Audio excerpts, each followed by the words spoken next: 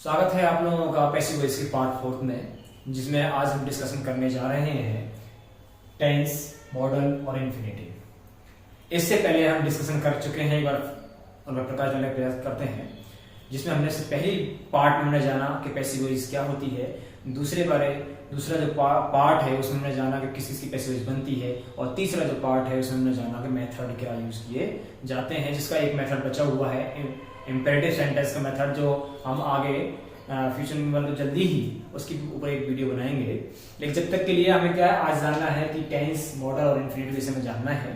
तो इसका प्रयोग किस प्रकार से करना है, कैसे नहीं करना, क्योंकि बिना टेंस के हम पैसिव वॉइस नहीं बना पाएंगे। तो क्या करना चाहते हैं देखते हैं, ठीक है। तो यहाँ पर हमको देखना है, एक तरफ मैंने देखो एक्टिव वॉइस लिख रखा है, एक तरफ मैंने लिख रखा पैसिव वॉइस, और यहाँ पर कुछ टेंस लिख रखे हैं, नीचे मॉडल है और यहाँ पर इंफिनिटिव है। हम देखते हैं कि मान लो यहाँ पर एचवी क्या होगी एक्टिव वॉइस में, और पैसिव वॉइस में एचवी क्या होगी। यहाँ पर कौन सी वर्ब लगेगी, यहाँ पर कौन सी, अगर पैसिव वॉइस में होगी देखी जाती है, यहाँ पर कौन सी वर्ब लगेगी। यहाँ पर एक एक करके हम जानने का प्रयास करेंगे। पहला है हमारा प्रेजेंट इंडेफिनिट टेंस।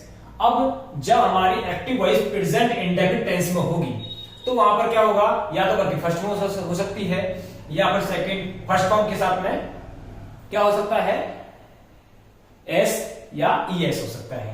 अगर इन दोनों में से पूछना होगा तो डू डज आएगा, और डू डज मान लो एचवी ग्रुप में आते हैं, उसके साथ में वर्ब की फर्स्ट फॉर्म हो सकती है।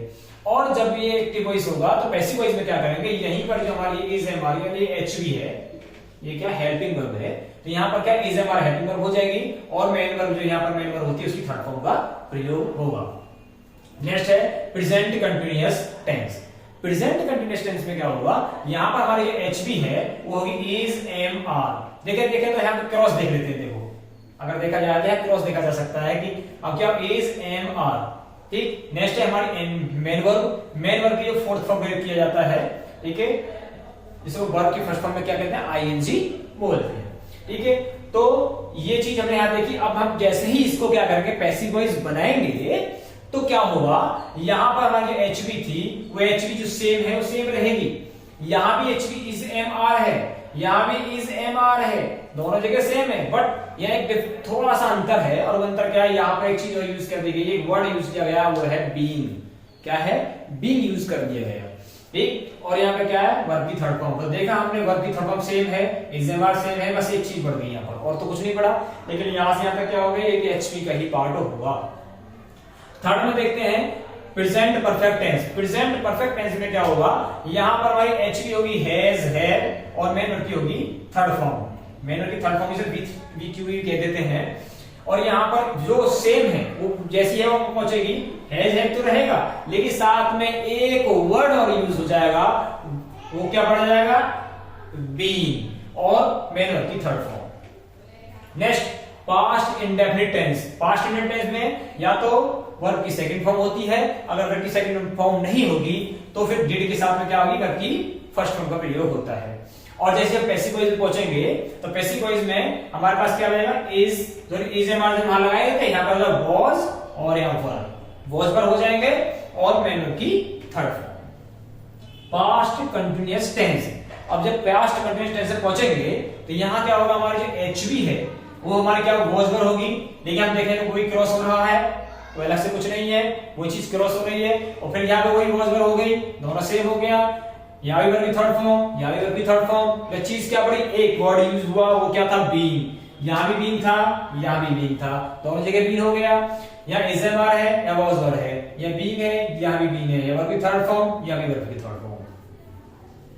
Past perfect tense. अब पास्ट परफेक्ट टेंस में क्या होगा, यहाँ हमारी जो एचवी होगी वो हेड होगी, मेन वर्ब की थर्ड फॉर्म होगी, इसे हम वी क्यू वी बोल देते हैं। अगली बात आती है यहाँ पर हमारा क्या है, जो हमारी एचवी होगी वो head plus being, head plus being. यहाँ भी हेड है, एक चीज बढ़ गई, और एक वर्ड और बड़ा, वो कौन सा है, बीइंग, और मेन वर्ब की थर्ड फॉर्म।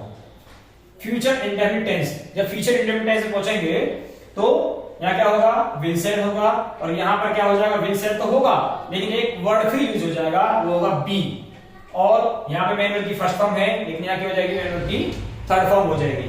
नेक्स्ट होता है हमारे पास में फ्यूचर परफेक्ट टेंस। और फ्यूचर परफेक्ट टेंस में क्या होगा कि हमारे पास में एचवी जो होगी वो होगी विल, शैल प्लस हैव। और मेन वर्ब की क्या होगी, थर्ड फॉर्म होगी।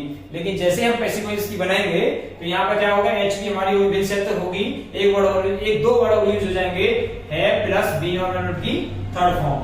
नेक्स्ट बात आती है हमारी, ये तो हमारे टेंस के, ये क्या हो गए हमारे टेंस के हो गए। अब आते हैं मॉडल की बात। मॉडल जो होते हैं can, could, may, might, must, will, shall, ये सब मॉडल होते हैं। जब इनका प्रयोग होता है तो मॉडल के साथ वर्ब की फर्स्ट फॉर्म होती है, प्रयोग होती है, वर्ब की फर्स्ट फॉर्म बोलते हैं, बस ऐसे बोलते हैं, इसको भी इन्फिनिटिव भी बोलते हैं, इसको बोलते हैं इन्फिनिटिव विदाउट टू। मॉडल के साथ में इन्फिनिटिव विदाउट टू का प्रयोग होता है, ठीक है, जिसको हम वेयर इन्फिनिटिव भी कह देते हैं। अब मॉडल होगा, वर्ब की फर्स्ट फॉर्म होगी, तो हम जब मॉडल आए can, may, might, will, shall, इन लोग कुछ भी आते हैं तो मॉडल को मॉडल रहने देंगे, बस एक बार और यूज कर देना है, वहां पर क्या कर देंगे, बी कर देंगे और मेन की थर्ड फॉर्म कर देंगे। नेक्स्ट देखते हैं हमारे पास है इन्फिनिटिव। इन्फिनिटिव क्या होगा, इन्फिनिटिव होता है टू प्लस वर्ब की फर्स्ट फॉर्म। अब टू प्लस वर्ब की फर्स्ट फॉर्म यहाँ पे क्या होगा, इन्फिनिटिव हो गया। जब इन्फिनिटिव आए तो यहाँ पे क्या होगा, एच भी होगी, यहाँ पे क्या होगा, टू होगा और यहाँ पर वर्ब की फर्स्ट फॉर्म होगी, यहाँ एच भी होगी, यहाँ वर्ब की फर्स्ट फॉर्म होगी।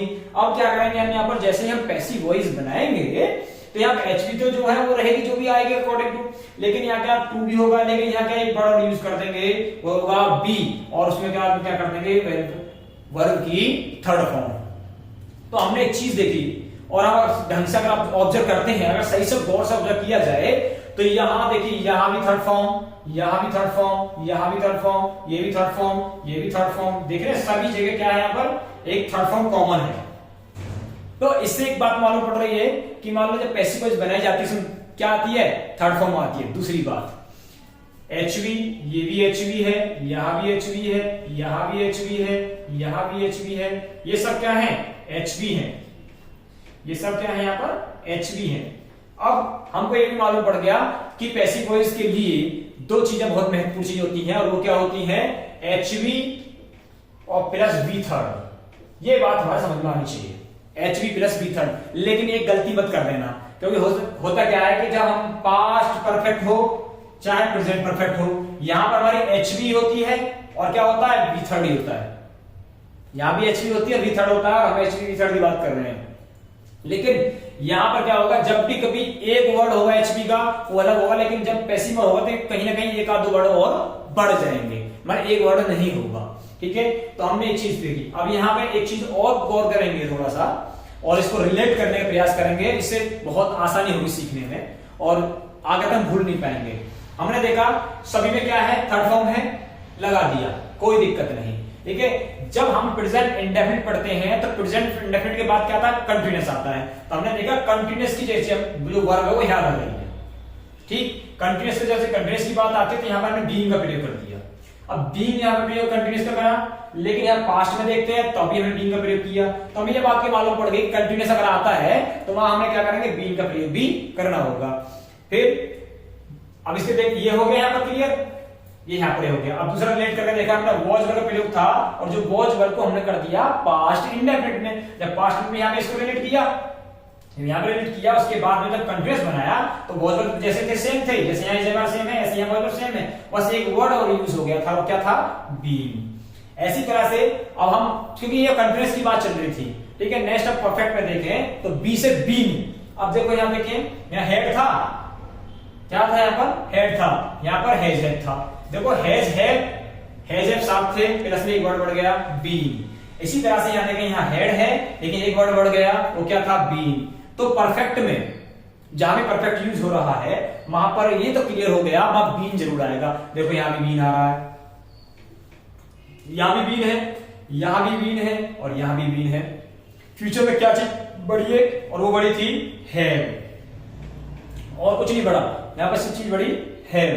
तो अब करना क्या है, हम इनको एक एक बार इसकी नोट टेबल बना सकते हैं आराम से, और टेबल बनाकर एक दो बार यूज कर सकते हैं। एक बात यहाँ पर ये भी आती है, आप टेंस पढ़ते हैं, अगर आप मान लो टेंस पढ़ रहे हैं तो टेंस के लिए भी एक टेबल बहुत ज्यादा कारगर होगी। वहां टेंस पढ़ेंगे तो आपको ये मालूम पड़ जाएगा कि यहाँ टेंस कौन कौन से हैं। हाँ, इसमें 4 टेंस का प्रयोग नहीं किया गया है, जो कि पिछली वीडियो में बता चुके हैं, सेकंड वाली में किस किस की टेंस टेंस की पैसिव वॉइस नहीं बनती है। मैंने बताया था आपके लिए, हमारे पास प्रेजेंट इंडेफिनिट बनती है, पास्ट प्रेजेंट कंटीन्यूअसली बनती है, प्रेजेंट परफेक्ट बनती है, लेकिन चौथा जो होता है प्रेजेंट परफेक्ट कंटीन्यूअस, उसकी पैसिव वॉइस नहीं बनती, इसीलिए मैंने उसको यहाँ पर मेंशन नहीं किया है।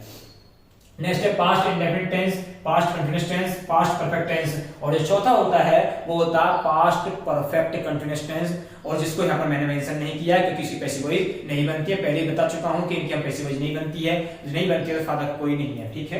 नेक्स्ट है फ्यूचर इंडेफिनिट टेंस और फ्यूचर परफेक्ट टेंस। इसमें दो बचे, फ्यूचर कंटीन्यूअस टेंस और फ्यूचर परफेक्ट कंटीन्यूअस टेंस, जो कि मैंने ये भी बताया था, उस समय बताया था कि इसकी पैसिव वॉइस नहीं बनती है। तो मैंने आपको बताया था 4-4-2-4, मैंने बोला था 4-4-2-4 बताया था कि आपको क्या करना है यहाँ पर 4-4-2-4, इनको दिमाग में रखना है कि इनकी जो पैसिव वॉइस नहीं बनती है, ठीक है। इसकी पैसिव वॉइस नहीं बनाएंगे, और इतना करना है आपको, इतना एक बार प्रैक्टिस कर लेना है, और कल हम इनकी एक्सरसाइज करेंगे। कल हम एसेटिव सेंटेंस, इंटरोगेटिव सेंटेंस, इन दोनों पर एक्सरसाइज कराएंगे, जितनी हो सके मोस्टली एक्सरसाइज कराई जाएंगी, और मॉडल पर भी कराई जाएंगी, और इंफिनिटिव पर भी एक्सरसाइज कल कराई जाएंगी, ठीक है। और हाँ, एक बात और ध्यान रखें कि मैं फिर भी एक बात दोहराना चाह रहा हूं कि वीडियो स्टेप बाय स्टेप देखी जाए। आप स्टेप बाय स्टेप देखेंगे वीडियो को तो कोई आपको दिक्कत नहीं होगी। यदि आप बीच में से देखेंगे तो हाँ समझ में तो आएगा, ऐसा नहीं है कि आप समझ में नहीं आएगा, लेकिन अगर जो जिन पे कुछ नहीं आता है या मान लो जो बिल्कुल बिगनर हैं तो उनके लिए शुरू से देखें, वरना ये वीडियो बहुत ज्यादा महत्वपूर्ण है। और इस वीडियो में आपको ये भी क्लियर हो जाएगा कि पैसिव वॉइस में जो वर्ब होती है किस प्रकार से यूज की जाती है, दूसरा एक्टिव वॉइस में वर्ब किस प्रकार यूज की जा सकती है, ये टेंस में भी काम आएंगे आपको, और ये आपके पैसिव वॉइस में भी, एक्टिव वॉइस में दोनों काम आएंगी। इसका आप चार्ट बनाकर आराम से नोट घर में लगा सकते हैं, और भविष्य के लिए ये आपके लिए बहुत कारगर होंगी, ठीक है। अगर मिलते हैं अगली वीडियो में, और जो कि कल हम इस पे एक्सरसाइज कराएंगे, कुल मिला के प्रैक्टिस होगी, ठीक है।